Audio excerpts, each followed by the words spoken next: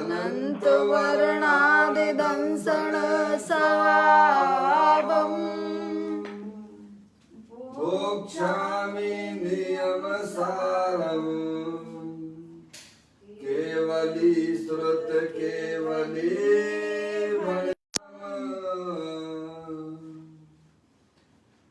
नम करो अनंत उत्कृष्ट दर्शन ज्ञान मैं जिन वीर को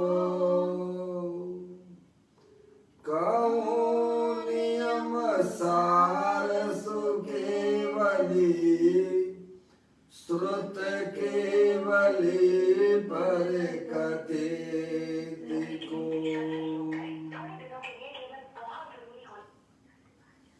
श्री नियम सारजी नामक परम आध्यात्मिक ग्रंथ स्वाध्याय हेतु में विराजमान है। आज से 2000 वर्ष पहले इस महान पवित्र ग्रंथ की रचना आचार्य श्री कुंद देव द्वारा इसी पवित्र भूमि पर की गई और इसके टीकाकार पद्म प्रमलधारी देव मुनिराज हैं। ग्रंथ का नाम श्री नियम सार जी है। नियम से करने योग्य कार्य अपनी आत्मा में सम्यक दर्शन, सम्यक ज्ञान, सम्यक चारित्र वाली निर्मल पर्याय, पवित्र पर्याय, मोक्ष मार्ग रूपी पर्याय को प्रकट करना है। ऐसे कार्य की प्राप्ति जिनवाणी माता के द्वारा अपने आत्मा के स्वरूप को पहचान कर उसमें अपनापन स्थापित करना, उसी को निज रूप से जानना और उसमें ही अपनी वर्तमान पर्याय को मग्न कराना, वही वास्तव में मोक्ष मार्ग रूपी पर्याय है। अनादि काल से हमारे आपके आत्मा में पर को अपना जानने वाली, पर को अपना मानने वाली, पर के साथ संबंध रखने वाली ऐसी मोह राग देश रूपी मलिन पर्याय, अपवित्र रूप पर्याय प्रकट है, जो स्वयं दुख स्वरूप है और अनंत दुख का कारण है। ऐसी मोह राग देश रूपी मलिन पर्याय का अपनी आत्मा में से उस पर्याय का अभाव करना है और सम्यक दर्शन, सम्यक ज्ञान, सम्यक चारित्र वाली निर्मल पर्याय, पवित्र पर्याय प्रकट करना है। ऐसे कार्य की प्राप्ति जिनवाणी माता के द्वारा अपने आत्मा के स्वरूप को पहचानना। अपनी जो आत्म वस्तु है वह परद्रव, परभाव और पर्याय से विभिन्न एकमात्र अखंड ज्ञान ज्योति स्वरूप है।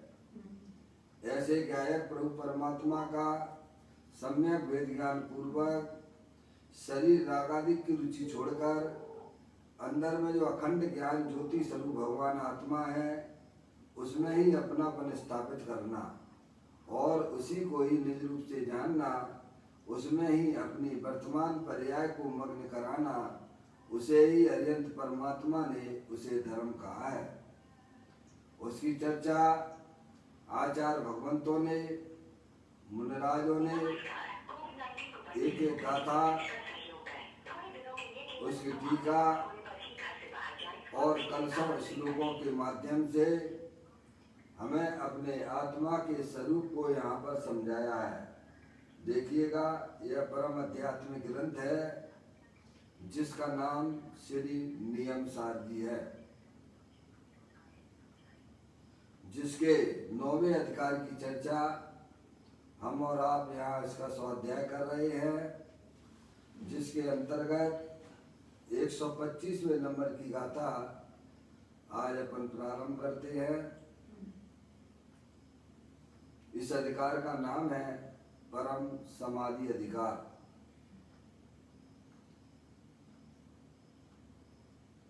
गाथा का पाठ करता हूँ। 125वें नंबर की गाथा आप लोग भी निकाल लीजिएगा। सावध विरत त्रिगुप्तमय अर्पित इंद्री जो रहे, स्थाई सामायक है उसे यों केवली शासन कहे। केवली भगवान अरिहंत परमात्मा जिन शासन में सामायिक किसे कहते हैं उसकी बात यह बताते हैं। सावध व्रत त्रिगुप्तमय अर्पित इंद्री जो रहे, तीन बात की है। सावध से निर्वर्ती, त्रिगुप्तमय मन वचन काय के योग से निवृत्ति, और पिहित इंद्री यानी इंद्रियों के विषयों से निर्वर्ती। ठीक है, कोई बात नहीं। क्या बताया इसमें? इस 125वें नंबर की गाथा में केवली परमात्मा सामायिक किसे कहते हैं और किन जीवों को प्राप्त होती है उसकी बात यहाँ बताते हैं। कहते हैं सावध व्रत त्रिगुप्तमय अर्पित इंद्री जो रहे, यानी सावध से निर्वर्ती होना चाहिए। ये आ गया उनका पंडित साहब का, है ना? अजय भाई, अजय भाई, अजय भाई आवाज आ रही है आपको? चलिए, हाँ अजय भाई उनको लगा लेना, पंडित जी साहब को, हुकमचंद जी साहब को लगा लीजिए आप। आ रही है भाई? अभी आ रही थी कॉल लगने लगा ना। हाँ, क्या भाई देखो, अपना 125वें नंबर की गाथा का स्वाध्याय। जयनंद भाई, जयनंद लाइए। हाँ पवन भाई, अब आपको आवाज आ रही है? अजय भाई, हाँ वो ठीक है, आवाज आ रही है ना बराबर? हाँ वो ठीक है, हमें आएगी, धीरे धीरे आएगी। अजय भाई आपको आवाज आ रही है? अजय भाई, चलिए उनकी आवाज मेरे तक नहीं आ रही है। अजय भाई आपको नहीं आवाज आ रही क्या? हाँ बस ठीक है। अजय भाई उनको लगा लेना, पंडित जी साहब को, कमचंद जी को आप। चलिए, यहाँ बड़ी सुंदर बात, यहाँ पर आचार्य कुंकुदेव 125वें नंबर की गाथा के माध्यम से सामायिक का वास्तविक स्वरूप बताते हैं। सामायिक कहो या समाधि कहो एक ही बात है ना? तो कहते हैं किन जीवों को उनकी आत्मा में, उनकी पर्याय में स्थायी सामायिक की प्राप्ति होती है। तो केवली परमात्मा ने कहा है, तीन बातें उन्होंने बताई हैं कि नंबर 1 सावध व्रत होना चाहिए, यानी पाप से निर्वर्ती होना चाहिए। नंबर 2 त्रिगुप्तमय होना चाहिए, यानी मन वचन काय के योग से भी निर्वर्ती होना चाहिए। नंबर 3 पिहित इंद्रियों जो रहे, यानी 5 इंद्रियों के विषयों से भी निवृत्ति होना चाहिए। जिन जीवों के पर्याय में इस प्रकार की व्यवस्था होती है,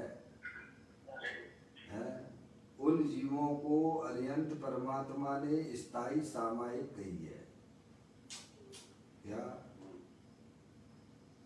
यानी सावध से निर्वर्ती हो, मन वचन काय के योग से भी निर्वर्ती हो, और 5 इंद्रिय के विषयों से भी निर्वर्ती हो। ये तो बाहर की चीजें हैं। ये क्या भगवान, अंदर में प्रवृत्ति भी होना चाहिए। बाहर से निर्वर्ती हो और अपना ज्ञायक प्रभु परमात्मा जो सदा काल स्थायी रूप से विद्यमान वस्तु है, अखंड ज्ञान ज्योति स्वरूप है, पूर्ण वीतराग स्वरूप है, सुख शांति के भंडार स्वरूप है, जिसमें अंश मात्र भी दुख रूपता नहीं है, ऐसा अंदर भगवान आत्मा उस ज्ञायक प्रभु परमात्मा की दृष्टि पूर्वक उसमें लीन होना, ये प्रवृत्ति है।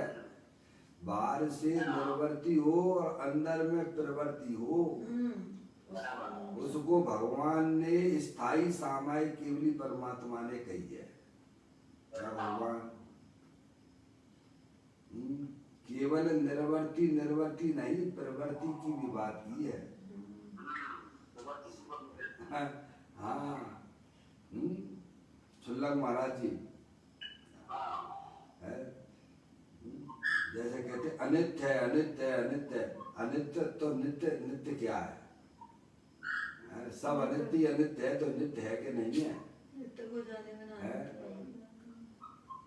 निर्वर्ती निर्वर्ती निर्वर्ती 3 बार निर्वर्ती शब्द का उपयोग किया।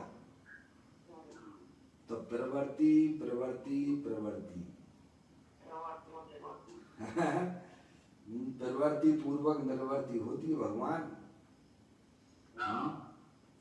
अब प्रवृत्ति तो जब करोगे जब तुम्हें हमें आप सबको अपनी आत्मा का ज्ञान होगा, है? प्रवृत्ति कहाँ करोगे? तो कहते हैं बाहरी लक्षण उन्होंने बताए, सावध व्रत त्रिगुप्तमय अरुपिहित इंद्री जो रहे, उसे स्थायी सामायिक होती है, ऐसा केवली परमात्मा ने बताया है। जिन शासन में सामायिक का वास्तविक स्वरूप क्या है और किन जीवों को होती है,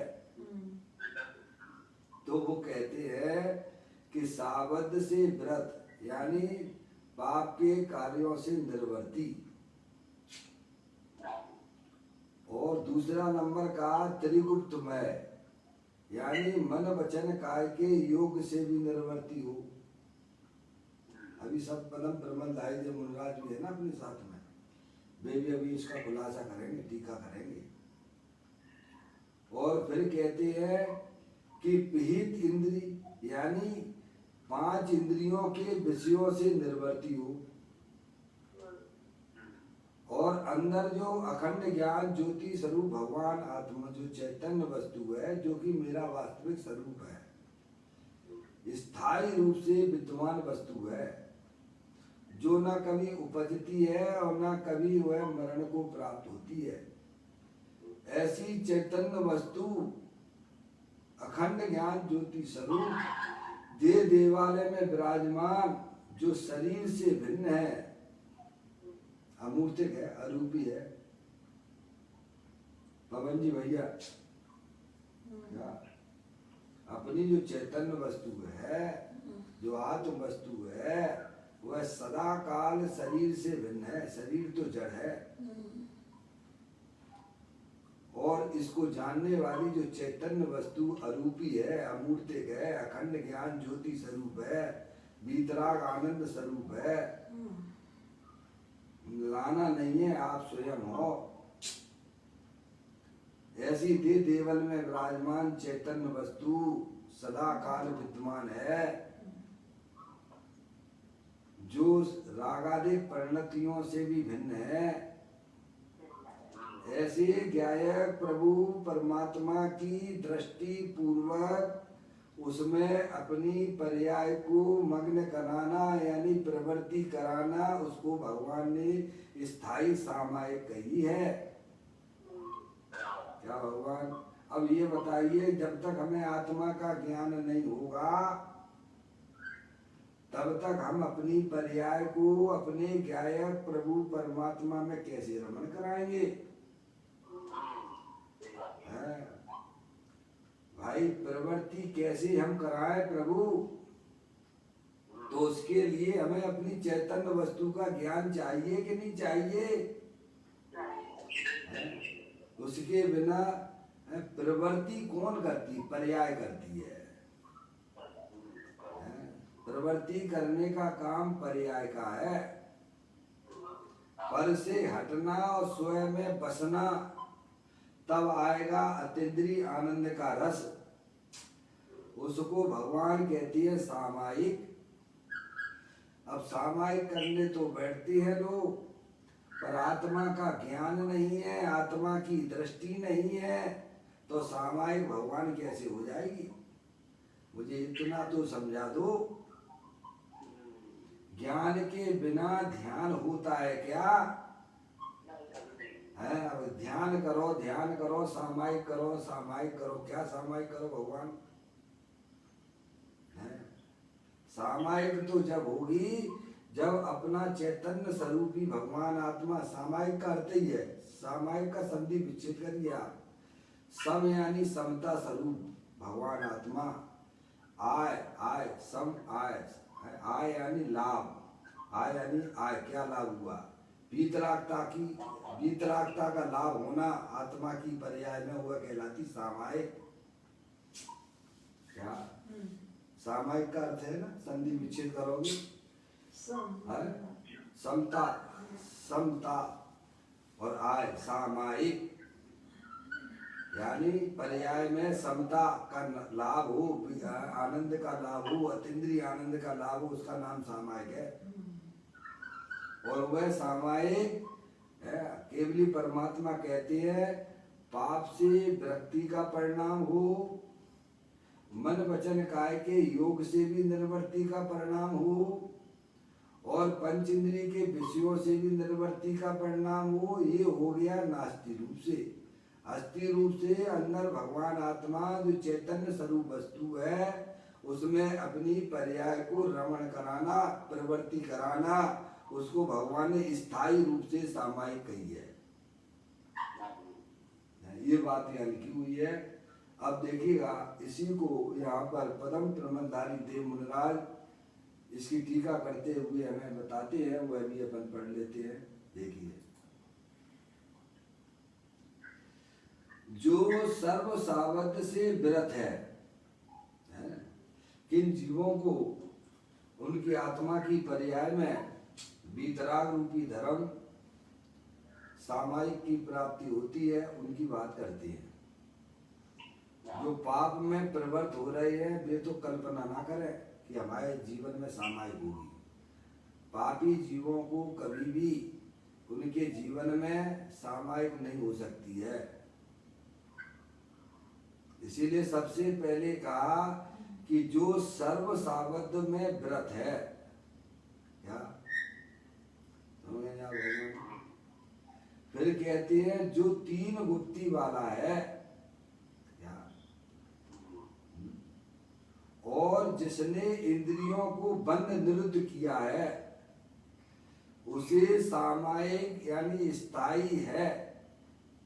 इति केवली शासने, ऐसी केवली के शासन में कहा है। क्या हरियंत परमात्मा ने यह बात बताई है, क्या जिन शासन में सामायिक का स्वरूप ये बताया गया है। अब टीका का यहाँ इस गाथा में सर्व सावध व्यापार से रहित की बात की गई है। टीकाकार पदम प्रमदाई देव मुनिराज गाथा की टीका करते हुए कहती है, जो सर्व सावध व्यापार से रहित है, यानी पाप के कार्यों से रहित है। पर्याय का स्वरूप कैसा होना चाहिए उसकी बात करते हैं भगवान। पाप के कार्यों में जो लिप्त हो रहे हैं, वे कल्पना ना कर लें। समझ में आई कि भाई साहब मैं मोक्ष मार्गी हूँ, मैं जैन कुल में पैदा हुआ हूँ,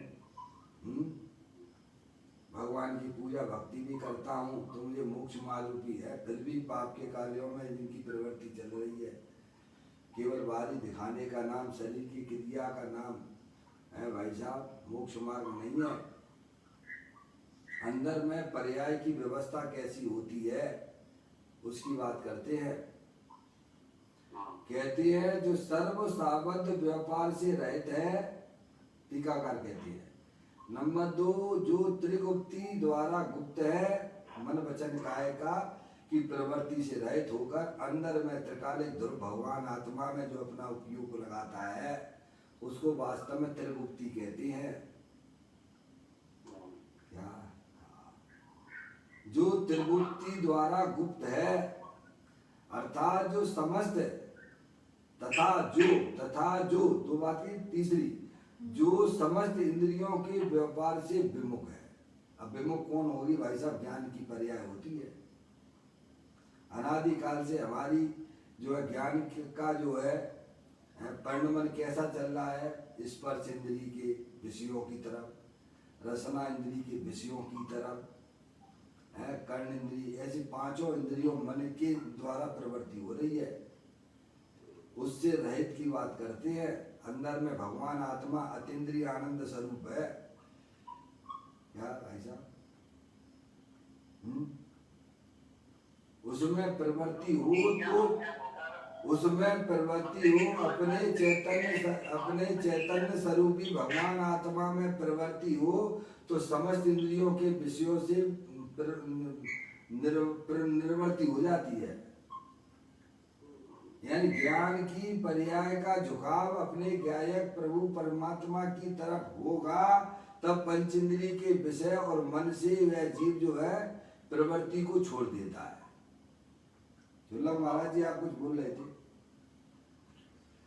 शुल्लक महाराज जी आप कुछ बोल रहे थे?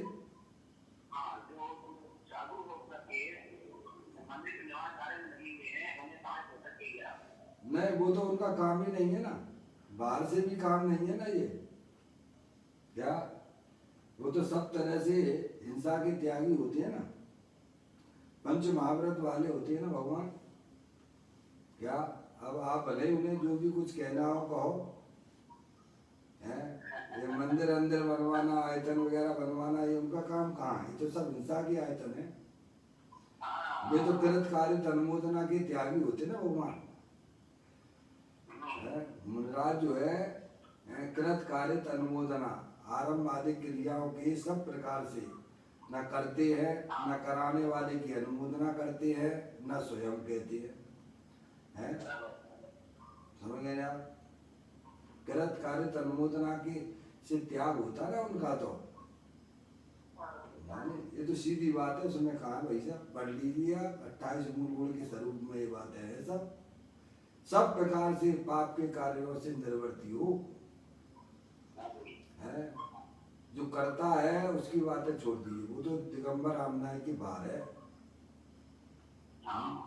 ना, ये कोई हमारी तुम्हारी बात नहीं, वस्तु स्वरूप है ये। तो कहते हैं यहाँ पर 3 बातें यहाँ बताई गई हैं। 3 बातों की निर्वृत्ति हो और अंदर में पर्याय का अपने ज्ञायक प्रभु परमात्मा में उसकी प्रवृत्ति हो,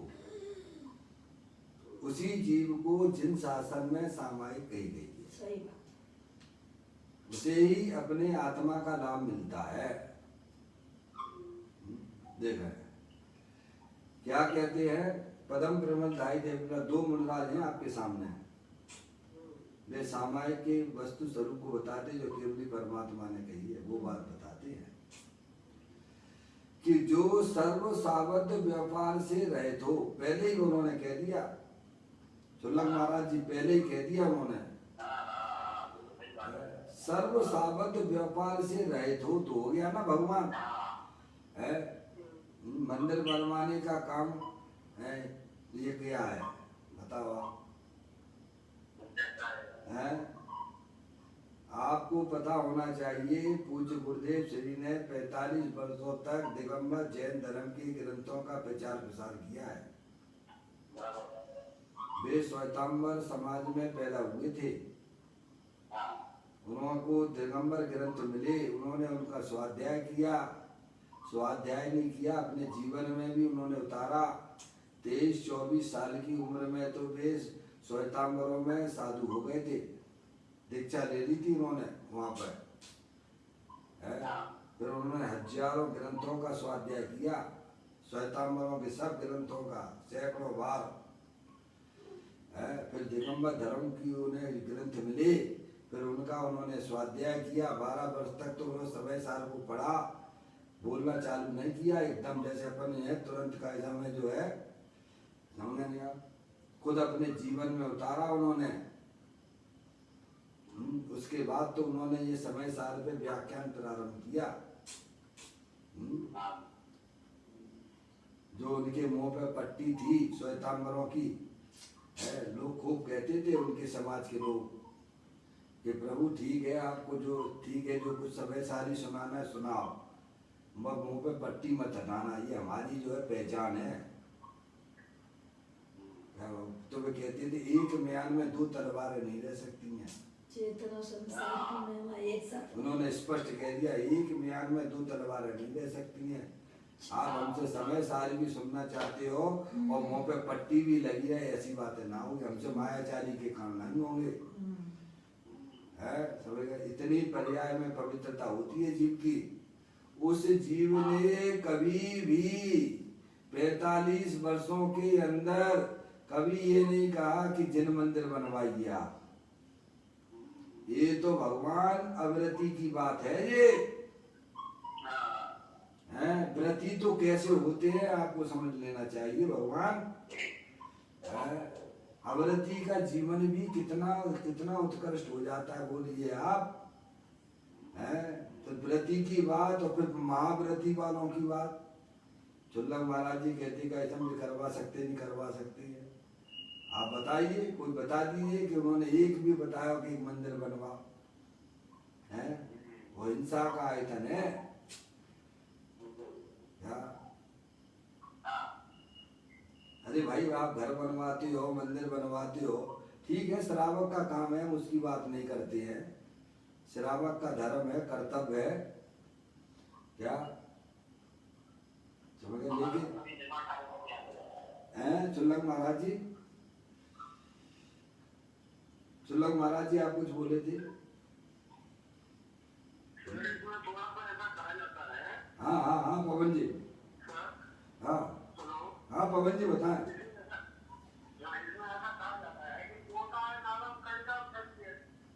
2-4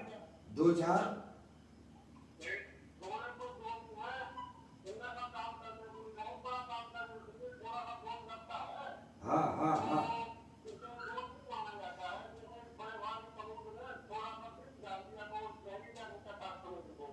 तो क्या है, तो क्या है ठीक है पंडित जी साहब, लेकिन भूमिका के अनुसार सब काम होते हैं। हाँ हाँ हाँ हाँ आप ठीक है। आप तो उन्हें बस यही समझाया जा सकता है कि भाई देखो आगम में जो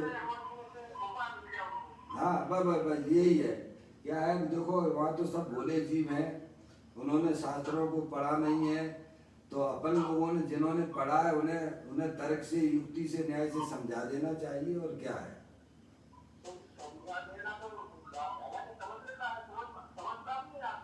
हाँ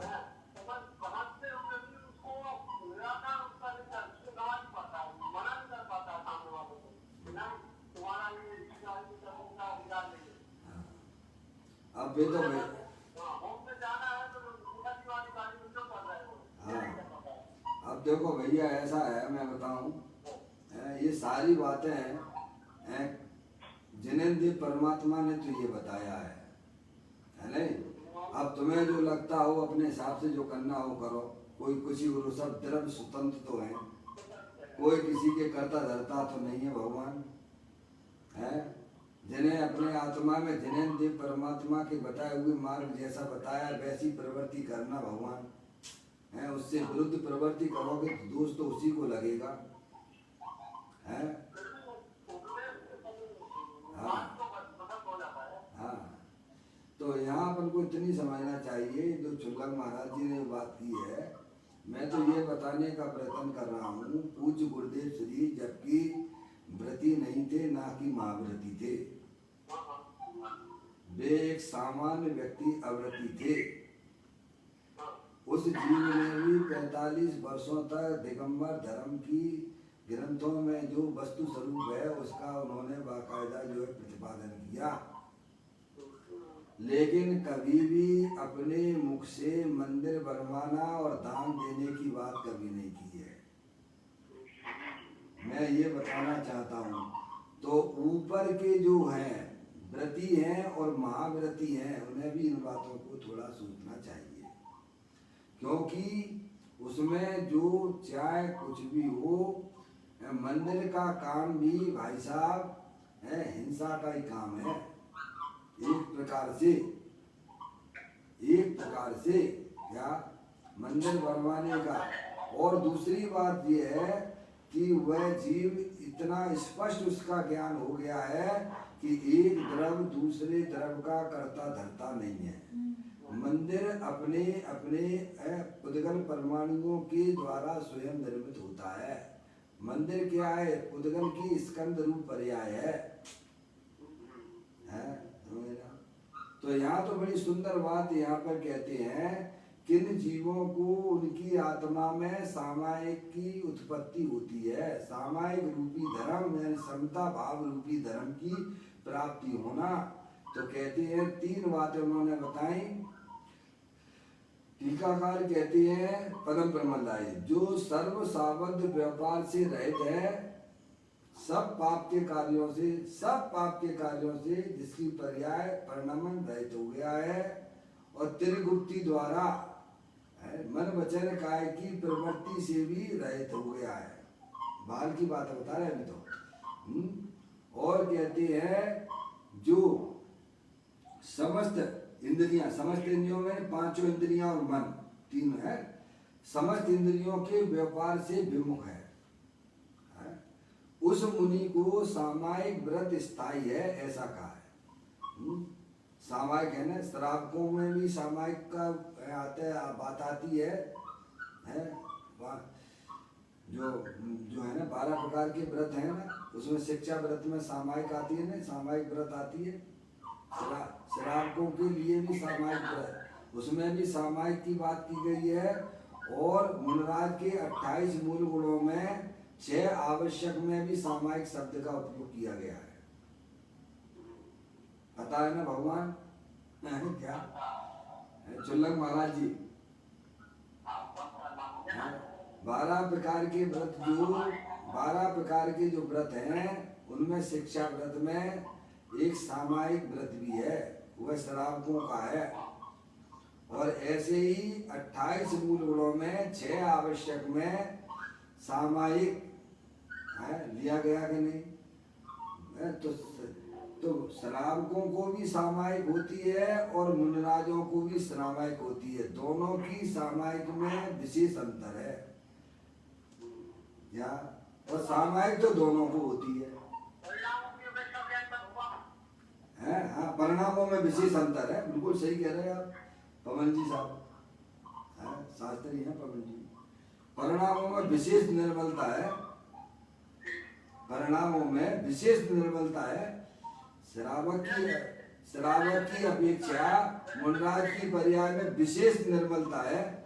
उनकी पर्याय में जो मुनराज है उनकी पर्याय में 3 चौकड़ी कसाय के अभाव पूर्वक जो अंदर में वीतराग आनंद दशा की उत्पत्ति हुई है वो मुनराज की है।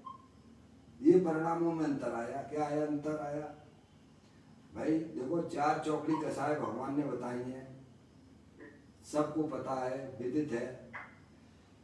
अनंतानुबंधी कसाय, अप्रत्याख्यान संबंधी कसाय, प्रत्याख्यान संबंधी कसाय और संजुलन कसाय। ठीक है। और मिथ्यात भी कसाय, विपरीत मान्यता।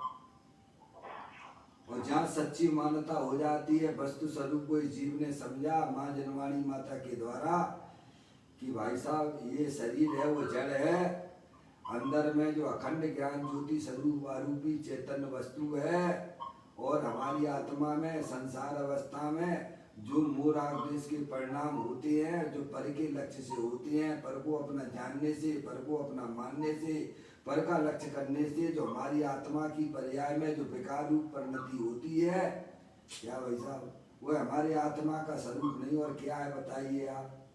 पूरा एनालिसिस कर लीजिएगा, एक बार शांति से बैठ के इस बात को समझ लो आप। ये शरीर जो है अनंत पुद्गल परमाणुओं का पिंड है, जड़ है, प्योर जड़ है, और इसको जो जानने वाली चैतन्य वस्तु वह रूपी आत्मा है, अखंड ज्ञान ज्योति स्वरूप है। समझ में आप, दोनों भिन्न भिन्न वस्तुएं हैं। ऐसे ही आत्मा की पर्याय में जो रागादिक विकार रूप परिणति होती है वह भी भिन्न वस्तु है। क्या भगवान, तीन चीज है और क्या है बताओ इस शरीर के अंदर, आप थोड़ा सा विचार करके देख लीजिएगा। हैं, अजय भाई का फोन आ रहा है, क्या करना है, समझ में आ गया भैया। तो कहते हैं कि आत्मा की पर्याय में विपरीत मान्यता, क्या पहले विपरीत मान्यता छूटती है, ये शास्त्र के ज्ञान के द्वारा ही होती है। जिन्हें देव परमात्मा सर्वज्ञ देव के शासन में ये बात बताई गई है। पहले विपरीत मान्यता छूटती है, मिथ्या छूटे बिना कसायों का आप कुछ भी नहीं कर सकते हो। मोहिनी के दो भेद बताए हैं, एक दर्शन मोहिनी और एक चारित्र मोहिनी। दर्शन मोहिनी यानी मिथ्या और चारित्र मोहिनी यानी क्या, अनंतानुबंधी कसाय, प्रत्याख्यान संबंधी कसाय, प्रत्याख्यान संबंधी कसाय और संतुलन संबंधित कसाय। क्या पापा है, बात समझ में आ रही है? कोई इतना कठिन बात नहीं है जो हमारी समझ में ना आ सके, पर हमें वास्तव में आत्म कल्याण की दृष्टि से अगर समझना चाहोगे है तो ये सब बातें समझ में आती हैं। तो पहले सबसे पहले विपरीत मान्यता छोड़िएगा आप। जो अनादि काल से शरीर को मैं अपना जानता हूँ, मानता हूँ, समझ में आ गई भैया। तो मिथ्यात्व जाता है तो उसके साथ में चारित्र मोहिनी की एक प्रकृति का भी अभाव हो जाता है साथ में उसी के। विपरीत मान्यता छूटी कि मैं मनुष्य नहीं हूँ, मैं स्त्री नहीं हूँ, मैं रागी द्वेषी नहीं हूँ, मैं तो एकमात्र अखंड ज्ञान ज्योति स्वरूप भगवान आत्मा हूँ। जहाँ आत्मा की पर्याय में सच्चा ज्ञान श्रद्धान हुआ, वहां पर साथ में चारित्र मोहिनी की एक प्रकृति अनंतानुबंधी कसाय का भी अभाव हो गया। ये चौथे गुण स्थान में होता है।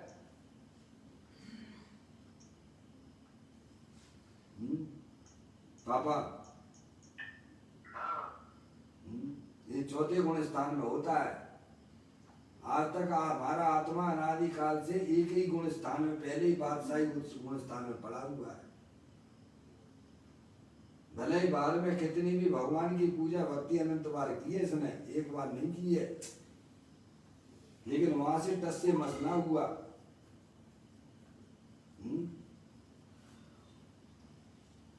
ये सब कटेगा कौन?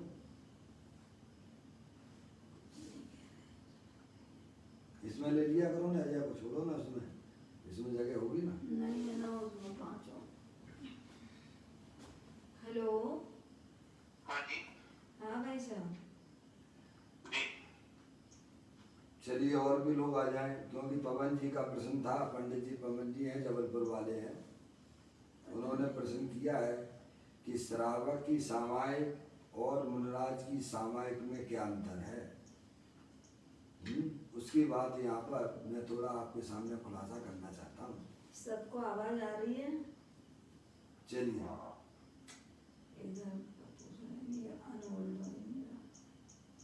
एक फोन करता है तो सारे जो है लोगों को डिस्टर्ब हो जाता है।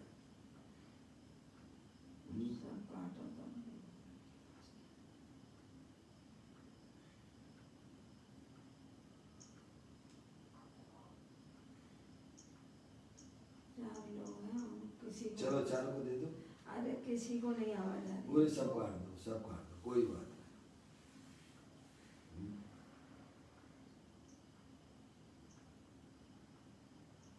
बड़ी सुंदर बात बताई गई है, हम्म, समझ गए आप।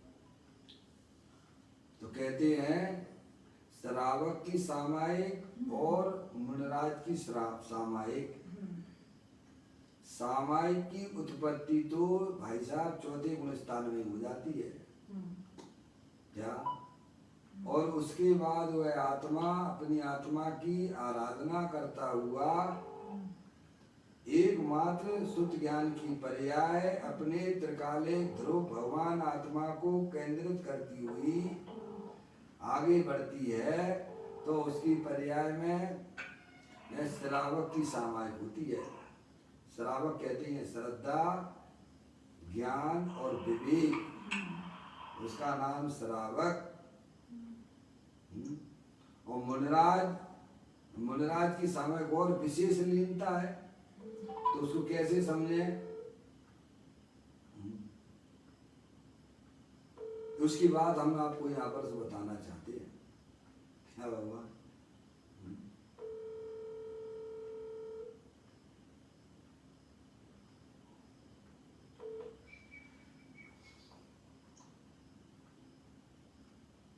हो गए 3 लोग आदमी और करना है। अजय भाई को भी लगा लो।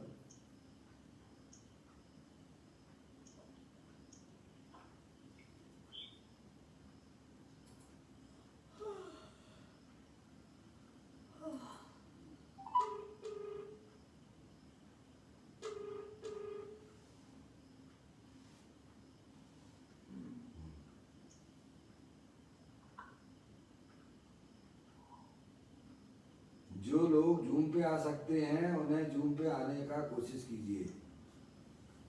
जो लोग मोबाइल से ही काम चला पाते हैं, मोबाइल पे ही लगा, जूम पे नहीं आ सकते हैं, उन्हें मोबाइल पर रहें तो ज़्यादा ठीक रहता है। क्योंकि क्या है, फिर स्पेस होना ही रहता ना अपने पास में, है ना। जो आ सकते हैं उन्हें आना चाहिए। अजय भाई साहब को लगा रहा, पता ही नहीं चल रहा क्या होगा। छोड़ दीजिए अजय भाई साहब को, छोड़ दीजिए। वो आ जाएंगे, फेसबुक पे आ जाएंगे, जूम पे आ जाएंगे। सब हो रहा है, ये नहीं हो रहा। नहीं ऐसे तो आपकी क्लास चली ना पाएगी, हाँ। एक को डिस्टर्ब होता है तो साथ में सबको ही जो डिस्टर्ब हो जाता है।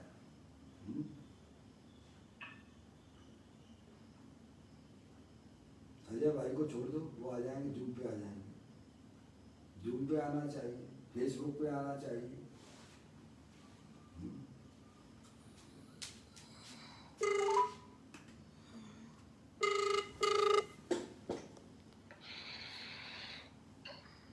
पता नहीं क्या हो रहा है सब।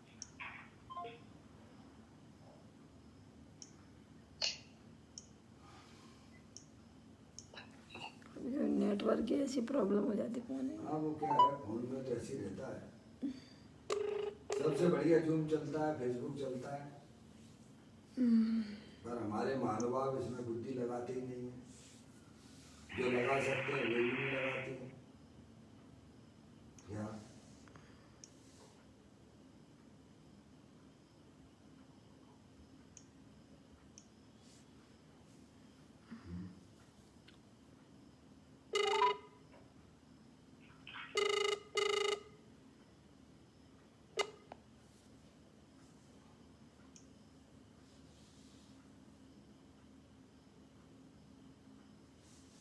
हेलो।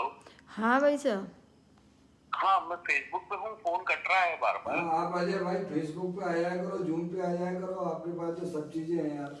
तो क्या हाँ कार्ड मैं फेसबुक पे ही हूँ।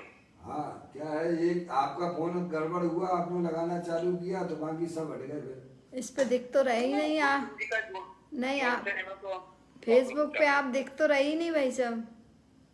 तो वो अभी आपने कॉल लगा दिया ना, इसलिए वो फेसबुक पे सेट गया है है। ना? अच्छा अच्छा तो मेरा ठीक है। सभी से यही निवेदन है, जो लोग फेसबुक पे आ सकते हैं फेसबुक पे आए, जूम पे आ सकते हैं जूम पे आए, और जो बिल्कुल भी नहीं लगा सकते हैं ना जूम ना फेसबुक, उन्हें यहाँ फोन पे आए तो ज़्यादा अच्छा रहेगा। क्योंकि फोन की व्यवस्थाएं तो ऐसी होती हैं, कभी नेटवर्क मिलता है कभी नहीं मिलता है। एक बार अपन को इस क्लास में कैसे अपन को बैठना है, कैसे जुड़ना है, इन बातों को थोड़ा आप प्राथमिकता दीजिएगा, तो आपके सारे ग्रंथ अपने एक एक करके उनका स्वाध्याय कर पाएंगे ढंग से। है नहीं तो ऐसे ही गाड़ी रुकी रहेगी, समझ में आया भैया, गाड़ी आगे ना चल पाएगी तुम्हारी।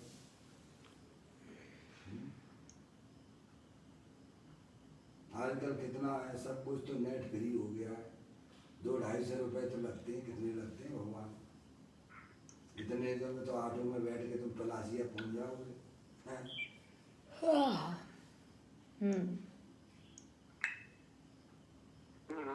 महीने भर का खर्चा है बस 200 रुपए का। अब पंडित जी का आ रहा है। नहीं, उनको नहीं लगाना, उनको अजय भाई देंगे, बार बार इधर का उधर छिड़खानी ना करना। चलो दे दो जितने लग गए हैं। क्लास चालू करना है तो फिर जो व्यवस्थित तरीके से ही हो पाएगी, नहीं तो ऐसे ही समय निकल जाएगा। कोई भगवान की बात है बिल्कुल ना समझ पाएंगे अपन।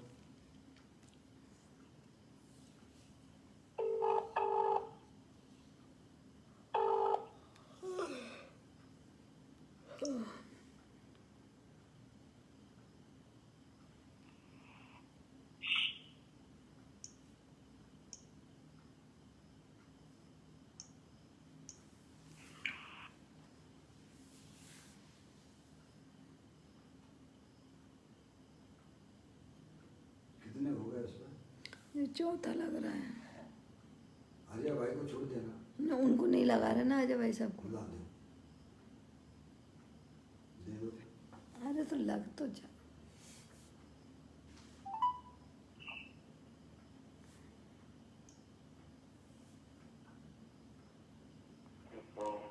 हाँ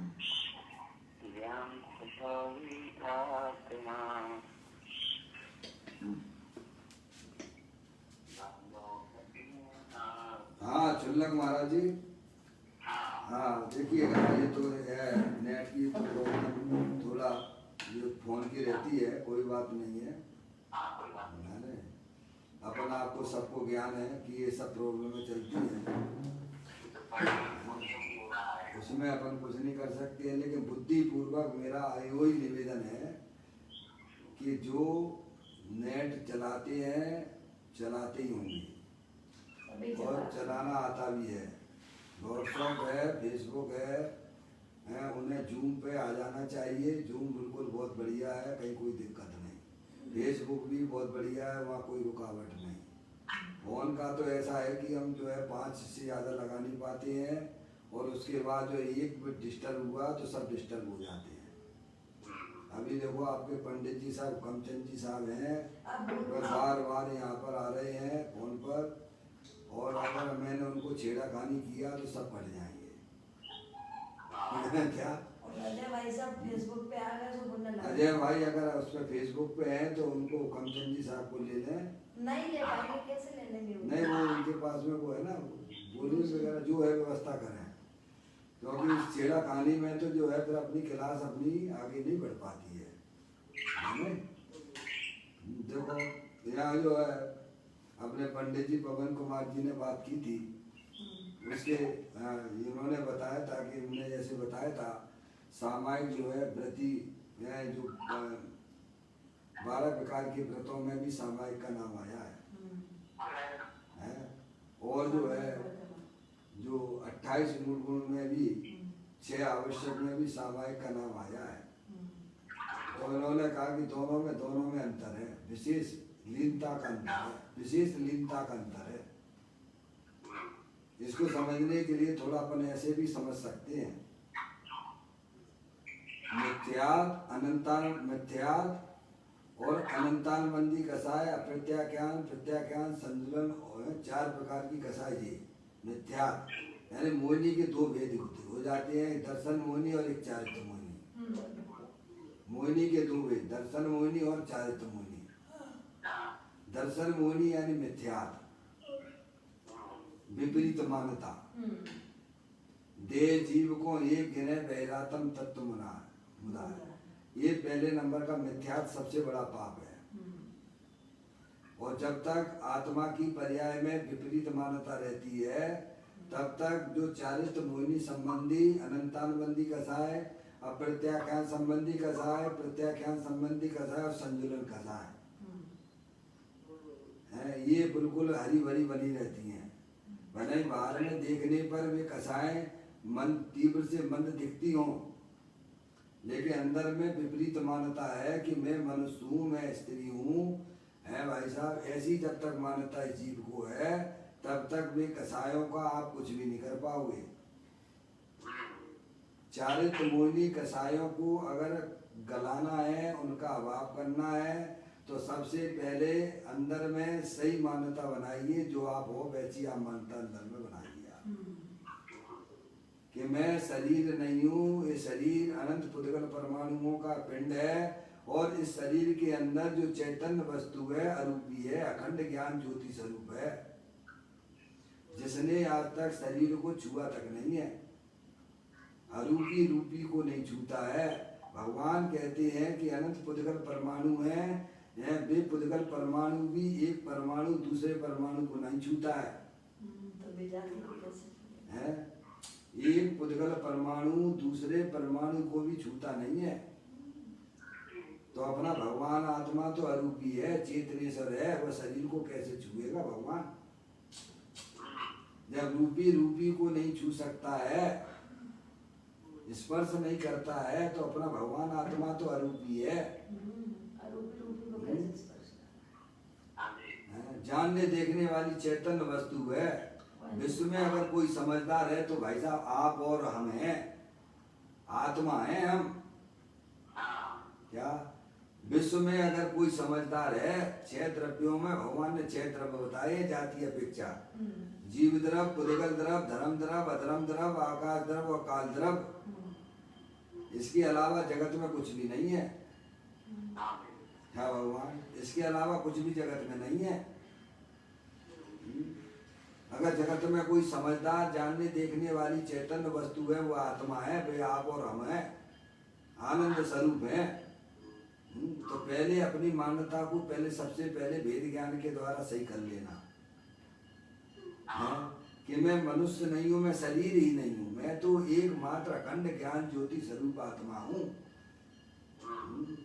और हमारी आत्मा में संसार अवस्था में जो रागादिक परिणतियां पुण्य पाप रूप से दिखाई देती हैं, वे भी हमारी आत्मा का वास्तविक स्वरूप नहीं है। अगर वे आत्मा का वास्तविक स्वरूप होते, पर्याय भी होती आत्मा की, तो अरिहंत परमात्मा सिद्ध परमात्मा आत्मा है कि नहीं है? अरे बोलो भगवान, अरिहंत परमात्मा और सिद्ध परमात्मा आत्मा है कि नहीं है? है। तो उनकी पर्याय में आपने देखी है मोराग देश के परिणाम दिखते हैं क्या?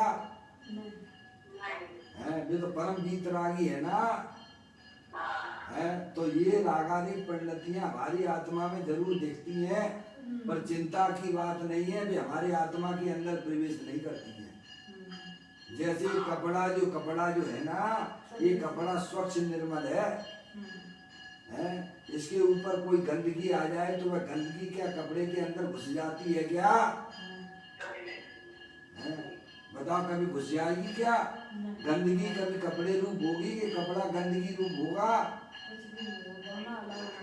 ऐसे ही हमारी आत्मा में संसार अवस्था में जो रागादिक परिणतियां पुण्य पाप रूप वाली दिखाई देती हैं, पर घबराने की जरूरत नहीं, हमारी आत्मा के अंदर प्रवेश नहीं करती हैं वे। जैसे कपड़ा शरीर से भिन्न है, ऐसी अपनी चैतन्य वस्तु शुद्धात्म वस्तु शरीर से भिन्न है।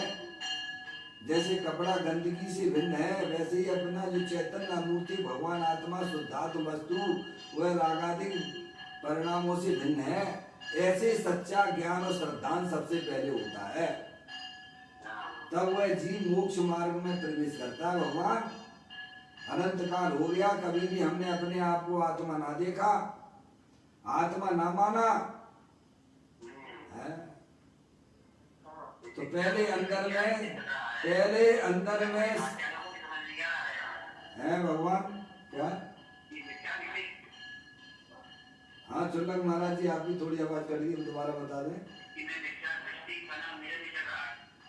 हाँ, शरीर अनादिकाल से बीमारी है ये कोई अवैध की नहीं है। अनादिकाल से विपरीत मानता चली आ रही है। सबसे पहले जैन शासन में इसी का ऑपरेशन होता है। सही बात है। आपको कैंसर का रोग है और खांसी जुकाम बुखार आदि भी है, तो पहले इलाज काय का कराओगे? कैंसर का ही कराएंगे। पहले इलाज किसका कराओगे भगवान? पंडित जी साहब, पवन जी, पहले काय का इलाज कराओगे? पहले सबसे बड़ा रोग है उसका इलाज कराओ। खांसी जुकाम बुखार के पीछे मत पड़ो। समझ गए आप? जान रहेगी तो सब कुछ है। तो ऐसे ही जिन शासन में सबसे पहले मिथ्यात विपरीत मानता छुड़ाई गई है। तुम अपने आप को पहचानो, तुम शरीर नहीं हो। ये शरीर को देख के अपने आप को शरीर ना देखो। और रागादिक परिणतियां होती हैं, चिंता की कोई बात नहीं है। रागादिक परिणतियों का अंश तो हमारे मुनराजों की पर्याय में भी देखा जाता है। लेकिन इतना ज्ञान सच्चा कर लो कि रागादिक परिणतियां हमारे आत्मा के अंदर प्रवेश नहीं करती हैं। जैसे कपड़े के ऊपर गंदगी कपड़े रूप परिणमन नहीं करती है। गंदगी भिन्न रहती है, कपड़ा भिन्न है। ऐसे अपना आत्मा का ज्ञान करो, सच्चा ज्ञान करो। मैं तो चैतन्य शुद्धात्म वस्तु हूँ, पर द्रव प्रभाव और पर्याय से भी भिन्न अखंड ज्ञान ज्योति स्वरूप हूँ। ऐसा ज्ञान श्रद्धान का नाम सम्यक दर्शन सम्यक ज्ञान है। तो ये चौथे गुण स्थान से ये अंकुर फूट जाता है। क्या भैया? अब आती है आगे बात। तो मिथ्यात गया, मिथ्यात भी कसाय है। और मिथ्यात जाने के बाद सच्चा ज्ञान श्रद्धान आत्मा का होने के बाद उसके साथ में अनंतानुबंधी कसाय भी चली गई भगवान। क्या अनंतान जो कसाय है ना, देखो क्रोध मान माया लोभ, ये भी चार प्रकार की हो जाती हैं। अनंतानुबंधी कसाय संबंधी क्रोध मान माया लोभ है, और साथ में उस 9 कसाय भी हैं। क्रोध मान माया लोभ प्लस आस रति अरति शोक भय जुगुप्सा स्त्री वेद पुरुष वेद नपुंसक वेद, ये 13 प्रकार की कसाय हैं। ये है, आपने पढ़ाई होगा, परिग्रह 14 प्रकार का बताया गया था। है पढ़ा कि नहीं पढ़ा? मिथ्यात और क्रोध मान माया लोभ आस रति अरति शोक भय जुगुप्सा स्त्री वेद पुरुष वेद नपुंसक वेद, ये अंतरंग परिग्रह है। भगवान ये दुनिया को खबर नहीं है इस बात की। वो तो बाहरी परिग्रह कोई परिग्रह समझ रहा है। यहाँ तो स्वाध्याय करने वालों को भी ये बात समझ में ना आती है। जो नहीं करते बिना कैसे समझ में आ जाएगी ये बात कि भगवान ने कहा है कि अंतरंग में परिग्रह, मिथ्यात विपरीत मानता और क्रोध मान माया लोभ, और उनके भी साथ में जो हास रति अरति शोक भय जुगुप्सा स्त्री वेद पुरुष वेद नपुंसक वेद, ये 14 प्रकार की कसाय है। ये आई परिग्रह है, अंतरंग परिग्रह है। बाहर का तो जो है भाई साहब 10 प्रकार की परिग्रह कोई हम परिग्रह समझे बैठे हैं। तो सबसे पहले अंतरंग परिग्रह मिथ्यात का है। पहले सही मान्यता जीव की हो जाती है तो उसके साथ में जो अनंतानुबंधी कसाय है? पवन जी आवाज आ रही है आपको? पवन जी, पंडित पवन जी, हाँ बस आप ही तो मुझे मालूम पड़ जाए कि आपको आवाज आ रही है। आपके प्रश्न का जवाब देने का प्रश्न है ना? हाँ समय तो जो है अनंतानुबंधी कसाय है, अप्रत्याख्यान संबंधी कसाय है, प्रत्याख्यान संबंधी कसाय है, संजुलन संबंधी कसाय है। ये तो अपन ने पढ़ाई है। तो अनंतानुबंधी कसाय के साथ में क्रोध मान माया लोभ भी अनंतानुबंधी है। सभी के साथ में नीचे लगा लेना, क्रोध मान माया लोभ प्लस 9 कसाय भी लगा लेना है। तो मिथ्या गया तो उसके साथ में अनंतानुबंधी कसाय गई, तो उतनी जीव की पर्याय में समता भाव की प्राप्ति हुई कि नहीं हुई? तो वो चौथा गुण स्थान है। क्या जहाँ पर्याय में सही मान्यता हो जाती है, मैं स्त्री नहीं हूँ, मैं शरीर नहीं हूँ, मैं पुरुष नहीं हूँ, मैं रागी देशी नहीं हूँ, मैं तो एकमात्र अखंड ज्ञान ज्योति स्वरूप भगवान आत्मा हूँ, चेतनी स्वरूप अरूपी हूँ। ऐसी जहाँ पर्याय में सच्ची मान्यता हुई, ज्ञान हुआ, वहाँ अनंतानबंदी कसाय प्लस 9 कसाय का अभाव उतना तत्काल हो जाता है। क्या भगवान? उतनी पर्याय में निराकुलता की उत्पत्ति भी होती है। 4 कसायों को समझाने के लिए हमारे ग्रंथों में यह बात भी समझाई गई है कि अनंतानुबंधी क्रोध मान माया लोभ, अप्रत्याख्यान संबंधी क्रोध मान माया लोभ, प्रत्याख्यान संबंधी क्रोध मान माया लोभ, संजुलन संबंधी क्रोध मान माया लोभ। तो ग्रंथ में यह भी बताया गया है कि अनंतानुबंधी कसाय किसे कहना। जैसे चार जगह आपने लाइन खींचना है। अजय भाई, ये आप देख लीजिए, हुक्मचंद जी साहब का बराबर फोन आ रहा है। अगर मैं उनको छूऊंगा तो क्लास वो चल नहीं पाएगी, सारे फोन कट जाएंगे। उनके बराबर हमारे पास फोन आ रहे हैं, पर मैं उनको उठा नहीं सकता हूँ। तो बात ये चल रही थी कि 4 जगह आप लाइन को खींचिएगा। पत्थर पत्थर 1, नंबर 2 गीली मिट्टी, नंबर 3 रेत बालू, और नंबर 4 पानी। इन 4 पे आपको लाइन खींचना है। भगवान कसायों के स्वरूप को, आत्मा की पर्याय में होने वाली उन कसायों के स्वरूप के बारे में ज्ञान करा रहे। मम्मी आप तो बहुत स्वाध्यायी हैं। तो कहते हैं कि अब इनको आपको कैसे समझना है, अंदर की कसायों के परिणाम को, क्रोध मान माया लोभ को, अनंतानुबंधी कसाय आदि को। तो कहते हैं 4 प्रकार की आप लाइन खींचेंगे। आप पत्थर पर, गीली मिट्टी पर, रेत पर और पानी पर। तो पत्थर पर जो लाइन खींची जाएगी, वह लाइन एक पत्थर पे लाइन खींची, एक आपने गीली मिट्टी पे लाइन खींची, एक लाइन आपने रेत पर खींची और एक लाइन आपने पानी पे खींची।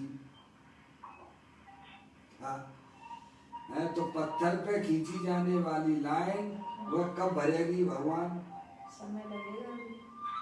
हाँ, पत्थर पे लाइन खींची गई है। थोड़ा ही कोई म्यूजिक चला रहे हैं, उनसे मेरा निवेदन है कृपया करके क्लास का ही लाभ लें, अन्य चीज़ों का लाभ ना लें।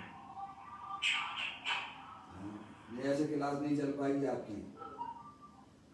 जिस निमित्त से आते हैं उसी को मुख्यता करना चाहिए। तो ताई सुनो भग मन तेरान, जो चाहो अपना कल्याण। अगर अपनी आत्मा का कल्याण करना है, विद्यार्थी कैसी क्लास में बैठता है, क्लास में बैठना भी पहले सीख लें हम पक्का। एक काम में दूसरे काम ना करें। करता एक है, आरोप सब पे आ जाता है।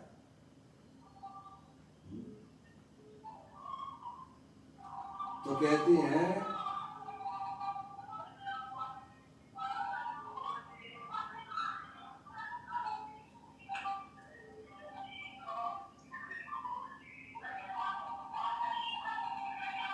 चलिए भाई, ये तो हमारी को समझ में नहीं आ रहा है। जो भी है कैसे में 4 लोग हैं, अब जो कौन चला रहा है, मैं एक को काट देता हूँ।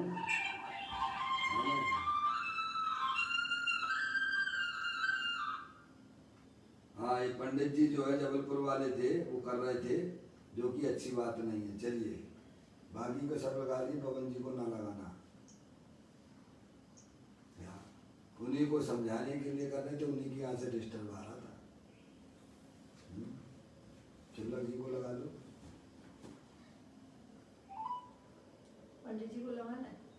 नहीं, उनको मत लगाओ, उनके यहाँ डिस्टर्ब आ रहा है, क्या करूँ? वो पंडित जी को बोलना है। नहीं, उनको मत लगाइए, लगा लो उनको, और क्या है।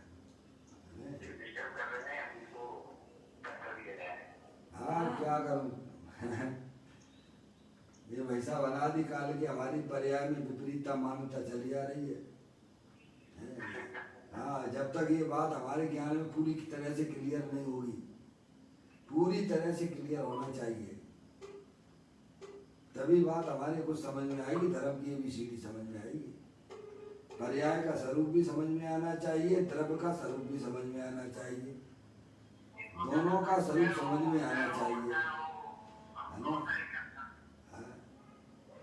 दोनों का स्वरूप क्लियर होना चाहिए ज्ञान में, अपने द्रव्य स्वभाव का भी स्वरूप क्लियर होना चाहिए और पर्याय के स्वरूप का भी सच्चा ज्ञान होना चाहिए, तभी ये आत्मा को काय समय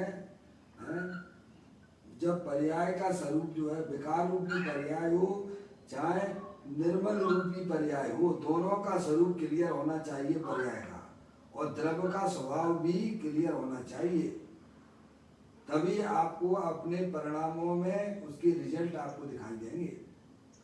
ये भ्रम वाला काम नहीं रखना बिल्कुल भी।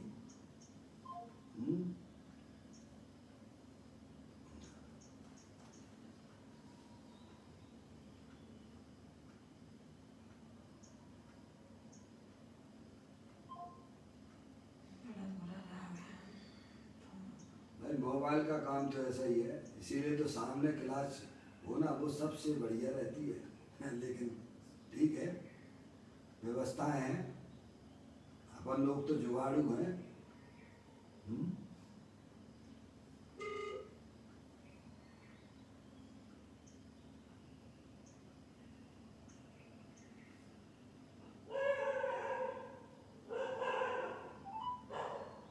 कोई फर्क नहीं पड़ता, सभी के समझने जैसी बातें हैं भाई, है तो सब, सभी के लिए अंतराय है, उसमें कौन क्या करेगा।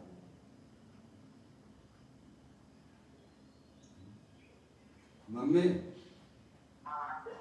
बिल्कुल क्लियर है एकदम, है पर्याय के स्वरूप का भी, विभाव रूपी पर्याय के स्वरूप का भी हमें सच्चा ज्ञान होना चाहिए, है आत्मा के स्वभाव का तो ज्ञान होना ही चाहिए, लेकिन साथ में पर्याय के विभाव रूपी परिणमन का भी सच्चा ज्ञान हो। हाँ, ऐसी बात है, देखो हो गया होगा, है मम्मी? मम्मी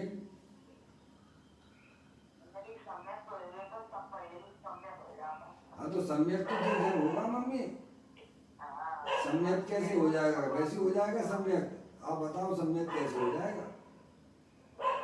कैसे होगा सम्यक?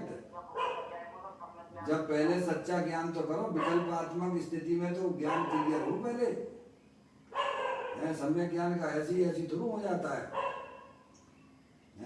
जनवाणी माता जो वस्तु स्वरूप बता रही है, द्रव्य गुण पर्याय का स्वरूप बताया, उसका पहले ज्ञान करो पहले, हाँ तभी उसके बाद की प्रक्रिया है आत्मा के अनुभव की, है संशय विपर्य नित्यपसाद दोष है ना ज्ञान के मम्मी, ये 3 है। अनादिकाल से हमारा ज्ञान ऐसे ही झूला है संशय विपर्य नित्यपसाद में, क्या ना तो मैं द्रव्य का पता, न द्रव्य में रहने वाले अनंत गुणों का पता, वो जो पर्याय है न पर्याय का ज्ञान है, बता न विभाव रूप पर्याय का ज्ञान, न स्वभाव रूप पर्याय का ज्ञान। अब आत्म कल्याण के लिए इतनी सामग्री की जरूरत है ना भगवान, है अपने आत्मा का ज्ञान हो भगवान, है अपने आत्मा में रहने वाले अनंत गुणों का, शक्तियों का भी ज्ञान हो। अरे नाम याद ना हो तो कोई बात नहीं, पर ऐसा हो तो कि चैतन्य वस्तु है, वो अनंत शक्तियों की, अनंत गुणों के गुणांश वाली है। जगत की हर वस्तु जो होती है, चाहे चेतन हो अथवा अचेतन हो, सब अपनी अनंत शक्तियों के भंडार वाली हैं, है? ऐसे ही अपनी चैतन्य वस्तु है, जीवत्व शक्ति है, चित्त शक्ति है, दृष्टि शक्ति है, ज्ञान शक्ति है, प्रबुद्ध शक्ति है, विबुद्ध शक्ति है, सर्वदर्शी शक्ति है, ऐसी अनंत शक्तियों का पिंड भगवान आत्मा मूर्तिक है। और पर्याय, पर्याय के बिना तो मम्मी कोई वस्तु होती नहीं जगत में, चाहे जड़ हो अथवा चेतन हो। बता दो आप कोई भी वस्तु ऐसी जगत में होती हो जो पर्याय के बिना हो। ये तो उमा स्वामी महाराज ने तत्वार्थ सूची में भी बहुत बढ़िया बात कही है। उत्पाद व ध्रुव युक्तम सत है, उमा स्वामी महाराज ने कही है कि नहीं कही है? तत्वार्थ सूची के 30 है।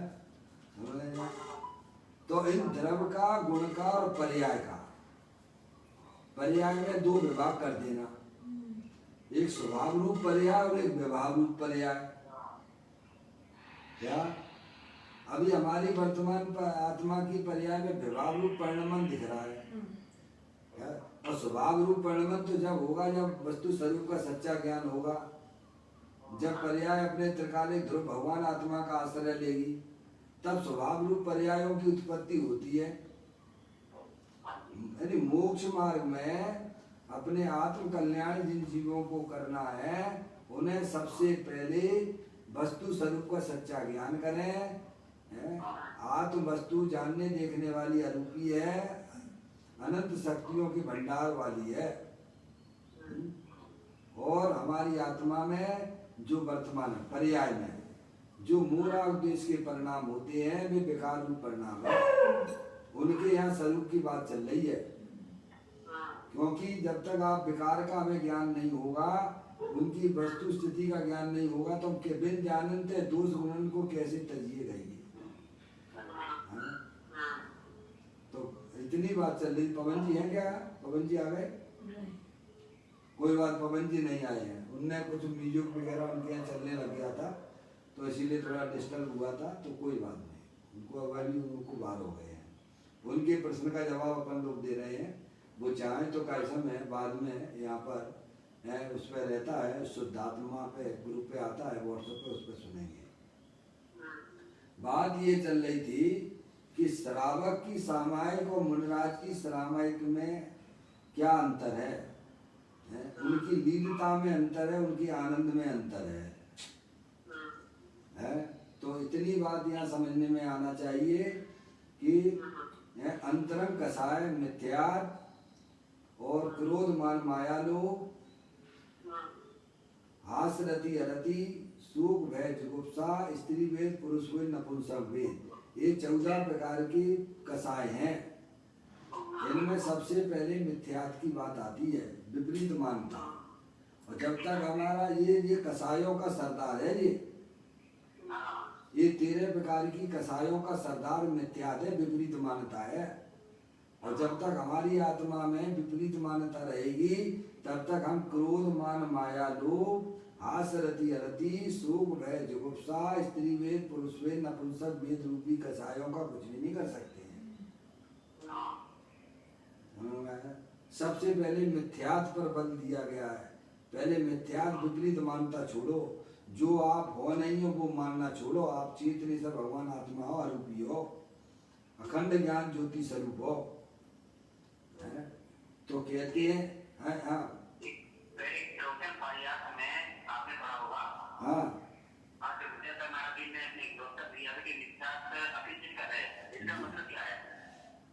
वो कहते हैं कि ऐसा संसार का कारण नहीं है क्या? उसका सब पोस्टमार्टम हो चुका है, और जहाँ से आया था उनसे भी चर्चा हो चुकी है नहीं? आप कोई अपनी गलती को गलती ना समझे, ना माने, तो उसमें हमारा क्या दोष है? ये भी मेरी देखो, मैं दिनवाणी के सामने बात कर रहा हूँ। मेरी चर्चा में पंडित राजमल जी और ब्रह्मचारी हेमचंद जी, तीनों लोग कुंडलपुर में गए थे, आज से करीब जो है 22-23 साल पहले, और भी ज्यादा हो गए होंगे, तो कोई बड़ी बात नहीं है। उस समय ये बात कही थी, तो वे कहते थे हमने थोड़ा कहा है, वो तो लोगों ने छाप दिया पुस्तक में। अच्छा। जी हाँ। अब क्या करोगे? तो एक बार लिखवा दो ना, लिख के भिजवा दो ना उसमें, कि ये जो है कैसा हमारे भक्तों ने छाप दिया है, तो वो भी नहीं करेंगे। शुल्लक महाराज जी क्या बहुत बड़ा जंजाल है ये। समझने की बात है, भगवान हमको झूठ ना बोल रहे हैं, समझ नहीं आप। बहुत सारी बातें हैं जो मैं गया था, मैं सागर के वहाँ पे गया था, सागर में पर्यूषण पर मैं गया था मैं।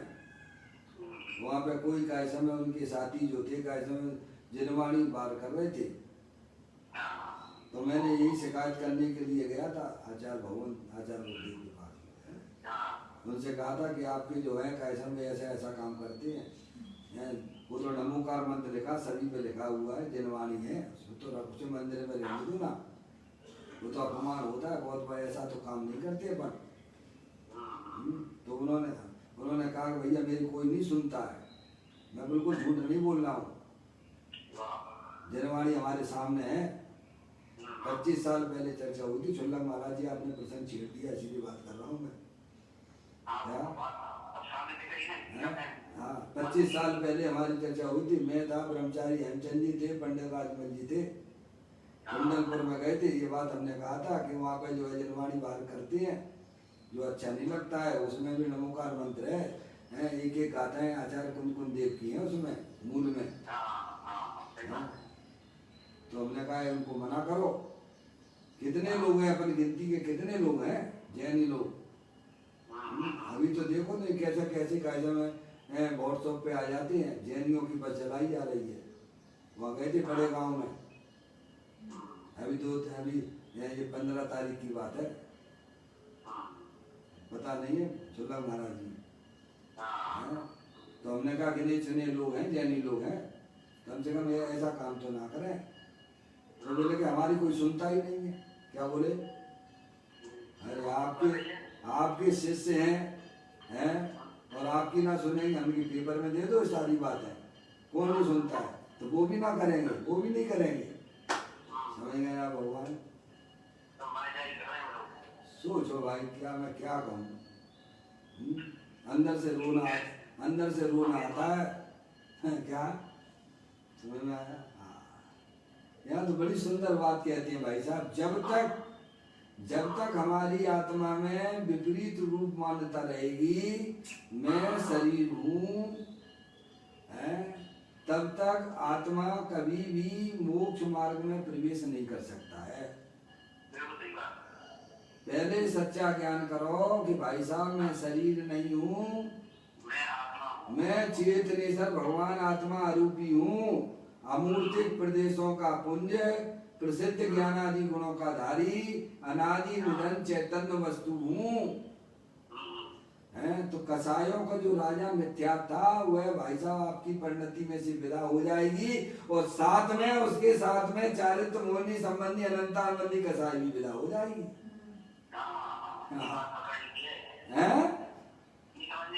हाँ मैं यही समझाने का प्रयत्न कर रहा था जब से कि भाई साहब चारित्र मोहिनी कसाय 4 प्रकार की भगवान ने बताई है, अनंतानुबंधी कसाय, प्रत्याख्यान संबंधी कसाय, प्रत्याख्यान और संजुलन कसाय। उसके लिए समझने के लिए उन्होंने हमको इस उदाहरण के द्वारा समझाया, जैसे पत्थर, गीली मिट्टी और रेत और पानी, 4 वस्तुएं ले लीजिए, उन चारों पे लाइन खींचिए आप, उन चारों पे लाइन खींचिए। पत्थर पे जो लाइन खींची जाएगी, बालू गीली रेत पर, बालू मिट्टी पर, बालू गीली वो गीली मिट्टी पर जो लाइन खींची जाएगी, और बालू पे लाइन खींची जाएगी और पानी पे लाइन खींची जाएगी, तो सब में अंतर है कि नहीं है? तो बस यही कहते हैं, विपरीत मान्यता झूठी, तो साथ में अनंतानुबंधी कसाय, अनंतानुबंधी कसाय में क्या क्या चला जाएगा कि क्रोध मान माया लोभ जाएगा, और साथ में हास रति अरति शोक भय जुगुप्सा स्त्री भेद पुरुष भेद नपुंसक भेद, 9 कसाय भी कैसे लाइट हो जाएंगी आपकी, पूरी तरह से खत्म नहीं होंगी, ध्यान रखिएगा, पूरी तरह से तो हरिहर परमात्मा की पर्याय में हुई है। अब इतनी बात हमारे समझ में आना चाहिए भगवान है? तो तो मिथ्यात गया, मिथ्यात के साथ में अनंतानबंदी कसाई गई और अनंतानबंदी कसाई के साथ में क्रोधमान माया लोग गया उस जाति का, और साथ में उसके 9 कसाई भी चली गई भगवान। और उनके जाने पे जो पर्याय में निराकुलता सुख शांति प्राप्त हुई है उसे भगवान सामायिक कहते हैं। तो ये सामायिक चौथे गुण स्थान से ही प्रारंभ हो जाती है। क्या भगवान? चारित्र भी चौथे गुण स्थान से हो गया भगवान, पर वह चारित्र लोगों को दिखता नहीं है। ऐसा चारित्र है जैसे कोई गर्भवती महिला हो, उसको 1 महीने का गर्भ नहीं दिखता है, पर वह महिला जानती है कि नहीं जानती है कि गर्भ है, मैं गर्भ से हो गई हूँ, पेट से हूं मैं। ऐसा महिला जानती है कि नहीं जानती है? हैं? ऐसे ही सम्यक दृष्टि जीव की पर्याय में जो चारित्र प्रकट होता है वह अनंतानबंदी कसाय संबंधी चला गया है, और उसकी पर्याय में वीतराग रूपी धर्म की प्राप्ति हुई है, सुख शांति की प्राप्ति हुई है। सम्यक दृष्टि जीव मोक्ष मार्गी हो गया है। क्या अब क्या इतनी निराकुलता हो गई है भाई साहब, जो पर्याय इधर उधर घुमा करती थी उसे अपना चेतनी सर भगवान आत्मा मिल गया। भगवान और क्या चाहिए? अनादि काल से बिछड़ा हुआ था अपने आत्मा से, अब उसे अपना आत्मा मिल गया, पर्याय को निहाल हो गया है। सबसे बड़ी उपलब्धि यही हो जाती है भगवान। अब आती है आगे की चर्चा, अब आती थोड़ी आगे की चर्चा। अब जो है 12 प्रकार के व्रतों की बात आती है तो उसमें सामायिक है। अब वह पर्याय अंदर अंदर ही अंदर भगवान आत्मा को केंद्रित करती हुई अपनी आत्मा की आराधना साधना में लिप्त होती हुई है, तो वो जो है 2 चौकड़ी कसाय, दूसरी चौकड़ी कसाय चली गई। कौन सी? अप्रत्याख्यान संबंधी कसाई चली जाती है, तो 2 चौकड़ी कसाई के अभाव पूर्व भीतरा का आनंद सा की प्राप्ति हुई, और उतनी कसाई जो दुख रूप थी उसका अभाव हो गया है। ये हो गई श्रावक की सामायिक भगवान, और मुनराज की सामायिक और भाई साहब विशेष रूप से है, और अंदर पर्याय में भाई साहब अपने आत्मा को केंद्रित करती हुई ज्ञान आनंद बढ़ता हुआ 3 चौकड़ी कसाई के अभाव पूर्व भीतरा का आनंद सा की प्राप्ति हुई है। ऐसी मुनराज की परिणति अंदर में झूला करती है, उसको भगवान सामायिक कहते हैं, उसे समाधि कहते हैं भगवान। ये बात हमें आज नहीं, जब भी समझना है तो शुरुआत तो यहीं से करना पड़ेगी। अगर अपने जन्म मरण का अभाव करना हो, पर्याय में होने वाले दुखों का अभाव करना हो, तो सच्चा वस्तु स्वरूप समझना ही पड़ेगा। इसीलिए बोलता हूँ कि आप आत्मा हो, आत्मा थे, आत्मा हो और आत्मा ही रहोगे। अगर समझदारी का परिचय दोगे तो जन्म मरण का अभाव हो जाएगा, पर्याय में होने वाले दुखों का भी अभाव हो जाएगा। इसमें आत्मा का जाता क्या है भगवान? हैं? बताइए आप। अंतरंग परिणामों से है भगवान। जब तक पर्याय अपने द्रव्य स्वभाव का अवलंबन नहीं लेती है, आश्रय नहीं लेती है, तब तक मोक्ष मार्ग की कल्पना ना कर लेना है। पर्याय की दशा बदल जाती है, दशा की दिशा बदलना है। अनादि काल से हमारी पर्याय की दिशा बहिर्मुख है, अंदर में शाश्वत भगवान आत्मा दे देवल में विराजमान है। जब सच्चा ज्ञान हो जाता है तब वह पर्याय की दशा की दिशा अंतर्मुख हो जाती है, उसे भगवान धर्म कहते हैं। बहुत सरल है जैन दर्शन भाई साहब, इससे सरल दुनिया में कोई चीज ना होगी। ये है श्रावक की सामायिक और मुनराज की सामायिक में बहुत बड़ा अंतर है। श्रावक की सामायिक में 2 चौकड़ी कसाई का अभाव पूर्व भीतराग दशा की प्राप्ति हुई है। मुनराज के 3 चौकड़ी कसाई के अभाव पूर्वक है भाई साहब भीतराग आनंद दशा की प्राप्ति है। दोनों में इतना अंतर समझ लेना चाहिए। और सामायिक की उत्पत्ति चौथे गुण स्थान से हो जाती है।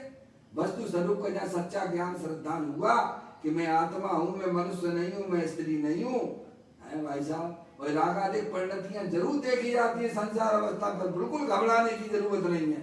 पर वे हमारे आत्मा के अंदर प्रवेश नहीं करती हैं। ऐसा श्रद्धान और ज्ञान ज्ञानियों को हुआ करता है। बहुत ही सुंदर मार्ग होती नहीं है भगवान, होती ही नहीं है। वस्तु स्वरूप का सच्चा ज्ञान हो, उसका श्रद्धान हमारी पर्याय में हो, तब निराकुलता की उत्पत्ति होती। भगवान आत्मा तो तीनों काल निराकुलता स्वरूप है, सुख शांति के भंडार स्वरूप है। जैसे मिश्री मीठी होती है, मीठी तो है पर तुम्हें स्वाद कब आएगा? तभी आएगा ना। ऐसे ही आत्मा तो ज्ञानानंद स्वरूप है, सुख शांति के भंडार स्वरूप है तो पर तुम्हें कब उसका आनंद मिलेगा? जब वैर मुक्ता छोड़ के अंतर्मुखी उपयोग के द्वारा अपने ज्ञाय प्रभु परमात्मा का अवलंबन आश्रय लेता है, तब जीव की पर्याय में निराकुलता रूपी धर्म की उत्पत्ति होती है। उसे ही भगवान सामायिक कहते हैं, उसे ही भगवान समाधि कहते हैं, समझ गए ना? और उसे ही वास्तव में प्रत्याख्यान प्रायश्चित सब उसी के नाम है। ये चर्चा अपनी आगे चलेगी।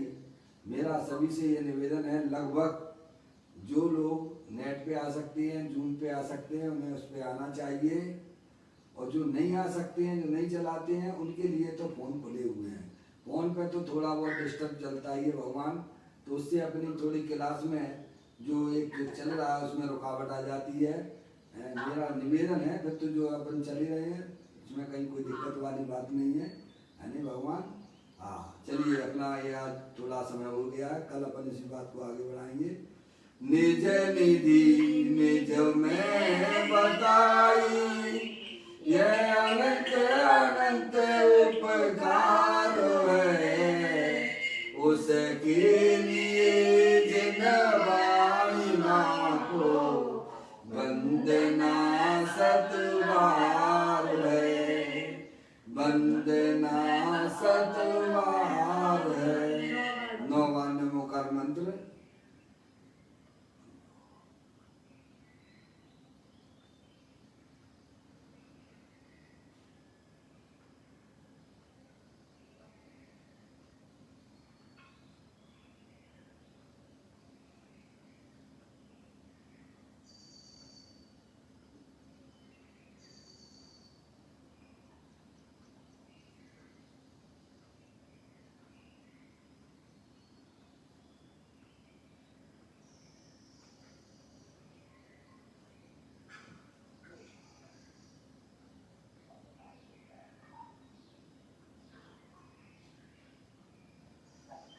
गुरु द्वादशांग दिलवाणी माता की जय, महान जैन धर्म की जय। सभी सधर्मी आत्मार्थी बंधुओं को